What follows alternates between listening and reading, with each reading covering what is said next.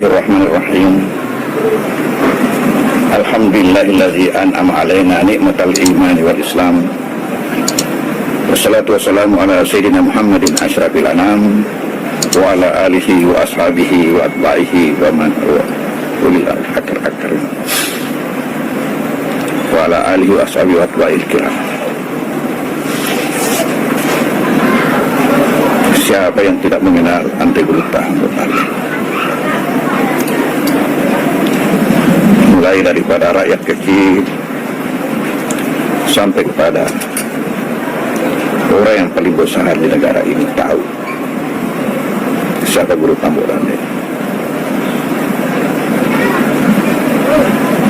Kiprah beliau pada masa hidupnya, seluruh hidupnya diwakafkan untuk membangun bangsa dan umat ini.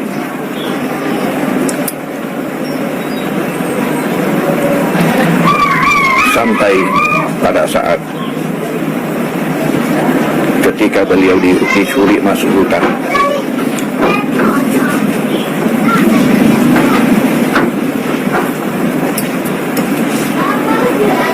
pada bulan Juli tahun 55,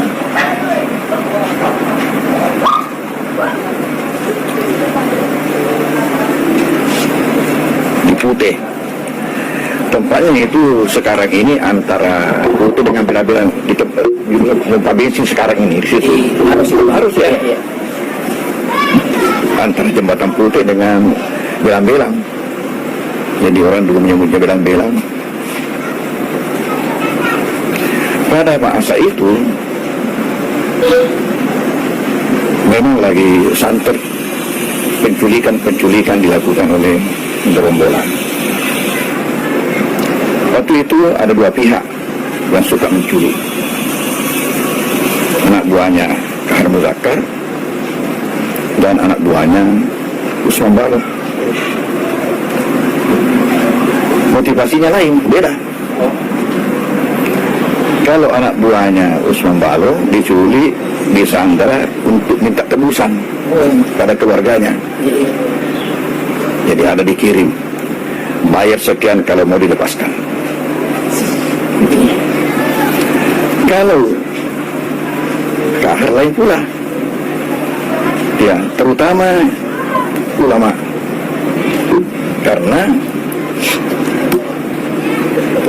mereka bagi dua wilayah, ada wilayah kafir, ada wilayah Islam. Ya, jadi ada mereka silakan de facto, ya, dibagi dua wilayah. Ini wilayah yang dikuasai itu di wilayah kafir. Kemudian yang mereka kuasai itulah wilayah Islam. Kan mereka perjuangannya DI. Dan menjadi sasaran utamanya memang ulama. Itulah pula menyebabkan ulama-ulama Ahlus Sunnah pada bulan Februari tahun 47 kumpul di kota Sepem. Ya. Ulama. Tujuannya mereka mempakai di hutan. Sampai guru tadi sini juga diupayakan untuk diculik. Hanya selalu ada keajaiban sehingga tidak terjadi itu. Jadi ketika Andi Bruta ini dibilang dihadang, ini penculiknya tidak tahu bahwa Bruta. Itu yang saya dengar. Lalu disuruh jalan cepat. Waktu disuruh jalan cepat, di sini sopirnya, ya, saya apakah Haji Dola waktu itu atau siapa? Itu Bruta. Nah, mereka tanya, ini Bruta siapa? Ya, Bruta Modali. Oh, langsung diusung, ditanduk. Dengan pertimbangan kita pasti naik pangkat ini, karena ini kita dapat dengan kakap ini. Tidak, ya. Ya gitu. Bawa masuk hutan. Dan menurut yang mengikuti beliau di hutan, seperti Haji Mustamin di Padopo, Iya. ya, banyak cerita beliau dengan almarhum bahwa beliau itu sebagai ulama, ya, artinya serbaguna. Serbaguna. Kalau ada yang sakit, ya kasih obat lewat air. Dan begitu kita katanya tiba di satu tempat, suruh buka kitabmu, belajar lagi. Tiba di satu kampung, terus lagi mengadakan pencerahan pada masyarakat di situ. Dan beliau itu merasa bahagia sekali apabila telah berhasil meluruskan akidah masyarakat di satu tempat. Sampai katanya, sebenarnya beliau itu bisa keluar, punya kesempatan untuk keluar dari hutan sebelum 8 tahun. Tetapi beliau tidak memanfaatkan itu karena beliau merasa masih banyak yang perlu meluruskan akidahnya di masyarakat. Dan di situ puncak kebahagiaannya kalau berhasil meluruskan, sampai lupa semua yang lain kalau demi bahagianya itu, sampai tidak dipikirkan keluar dari hutan gara-gara itu. Dan perjuangan beliau itulah bagaimana ya kita ini murid-muridnya bisa melepaskan diri daripada penjajahan. Karena prinsip kita itu kan lebih baik ya masuk ke dalam lahat daripada dijajah oleh orang lain. Kemerdekaan kita untuk melaksanakan ajaran agama, poinnya beliau itu adalah bagaimana kita ini bebas melaksanakan ajaran agama, dan tidak mungkin selama kita itu dijajah. Maka beliau itu melaksanakan dakwah di mana-mana. Di samping agama juga ini bagaimana sehingga masyarakat kita ini mengupayakan untuk merdeka kita daripada penjajahan. Ya, oleh karena itu maka pantas kalau beliau itu diusulkan, diperjuangkan sebagai salah seorang pahlawan nasional kita. Karena inilah pahlawan yang tersembunyi. Pahlawan yang tersembunyi. Ya. Betul beliau itu tidak memegang langsung senjata, tapi senjata beliau itu di lidahnya.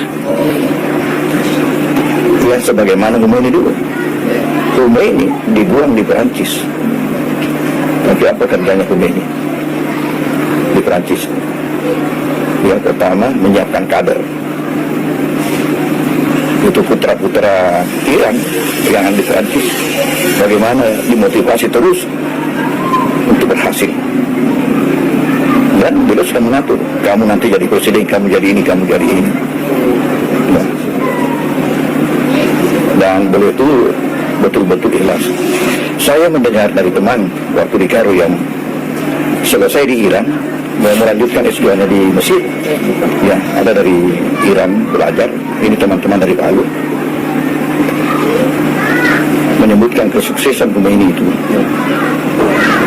bahwa Khomeini berjuang melawan Shah Iran dengan senjata yang tidak masuk dalam daftar senjata intelijen Amerika. Iya, memang itu berjuang dengan senjata yang tidak masuk dalam daftar intelijen. Jadi oleh karena itu banyak yang tidak tahu. Bagaimana kalau seorang ulama membisikkan satu saja kata yang menyemangati masyarakat itu nilainya luar biasa. Macam itulah Khomeini 14 tahun kalau tidak salah ingat itu dibuang di sana di Perancis, menyiapkan kader. Senjata apa yang dipakai katanya? Kaset. Rekaman kaset. Mesti kaset dulu itu dikirim ke Iran. Nah itu disebarkan. Itu yang menyemangati rakyat Iran untuk berevolusi. Ya. Sisa dua bangsa atau dua negara yang berdekatan di sana berevolusi atas nama Islam. Satu berhasil, satu gagal. yang gagal Afghanistan, berhasil Iran. Ya, kenapa? Karena Iran ini yang puncaknya itu memang tidak ada kepentingannya untuk ambisi jabatan, tidak ada betul-betul, hanya untuk bagaimana ya, dia hanya menyiapkan kader ya, kader. Sementara di Afghanistan, jadi yang satu ini siap memenangkan revolusi dan siap menerima kemenangan revolusi. Ini Iran. Di Afghanistan siap memenangkan revolusi tapi belum siap menerima kemenangan. Betul. Akibatnya itu yang sampai sekarang. sampai sekarang. Ya, jadi Andrei Gruta ini sangat layak untuk diberikan penghargaan sebagai pahlawan nasional. Saya kira ya, usaha beliau itu, perjuangan beliau itu banyak yang sudah mendapatkan yang lebih rendah perjuangannya dibanding dengan beliau, tapi karena beliau perjuangan yang terselubung sehingga banyak yang tidak tahu. Ya, banyak yang sudah mendapatkan gelar pahlawan nasional yang lebih rendah nilai perjuangannya dibanding dengan Andrei Gruta. Oleh karena itu saya pribadi yang sangat mendukung kalau beliau itu diperjuangkan untuk mendapatkan ya sebagai pahlawan nasional. Mudah-mudahan ya usaha kita ini diridai oleh Allah Subhanahu wa taala. Wassalamualaikum warahmatullahi wabarakatuh.